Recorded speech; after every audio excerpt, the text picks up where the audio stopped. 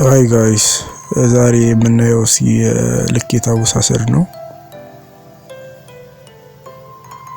አሁን የለካ ያለው ብረስት ሰርከምፈረንስ ይባላል። ማንኛውም ልብስ ሲሰራ በዚህ መልኩ ተለክቶ ነው የሚሰራው። ብረስት ሰርከምፈረንስ ነው የወሰደው። አሁን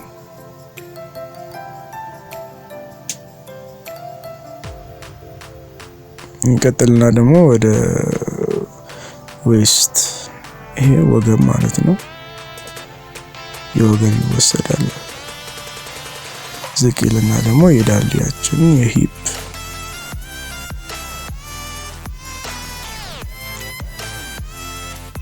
ፋሽን ዲዛይን ለመማር እቅድ ያላችሁ ሰዎች ያለማቸዋል። ይሄ በደንብ ያው እንደ ቱቶሪያል ያገለግላችኋል።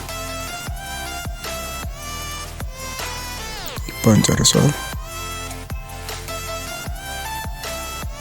ይሄ ደግሞ ከትከሻ አንስቶ በጡት ላይ አልፎ የሚፈልገውን ለሚሰራው ስራ የሚፈልገውን ያክል ሌንግዝ ቁመት ያውን ሃይ ዌስት ነው የፈለገው። ሃይ ዌስት ላይም አቁሟል።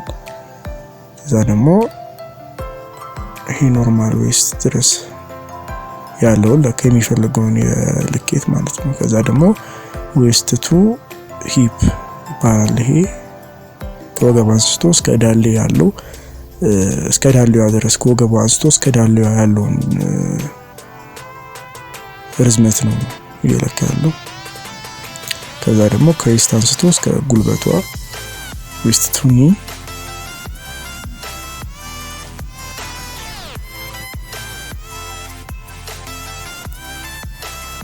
ይሄ ደግሞ ለትራውዘር ነው እንትምለው ከዌስት አንስቶ ከወገብ አንስቶ እስከ እግሯ ያለውን በደንብ ይለካና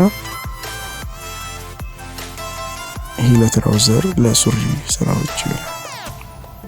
ለቀሚስም ይሄ ደግሞ የጉልበት ነው። ኒ ሰርከምፈረንስ ይባላል።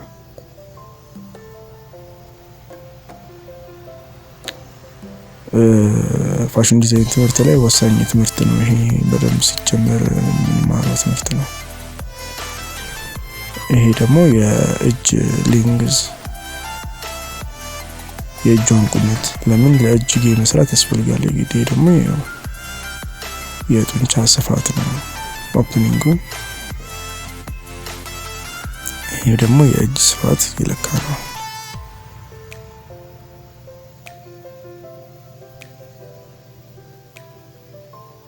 ይሄ ሃፍ ሾልደር ይባላል። እስከ ትከሻዋ ድረስ ነው የሚለካው። ይሄ ደግሞ ባክ ዊድዝ ይባላል። ባክ ዊድዝ የጀርባ ስፋት ነው። ልብስ ለመስራት በጣም አስፈላጊዎች ናቸው እነዚህ። ይሄ የሚለካው ደግሞ በስት ዊድዝ ይባላል።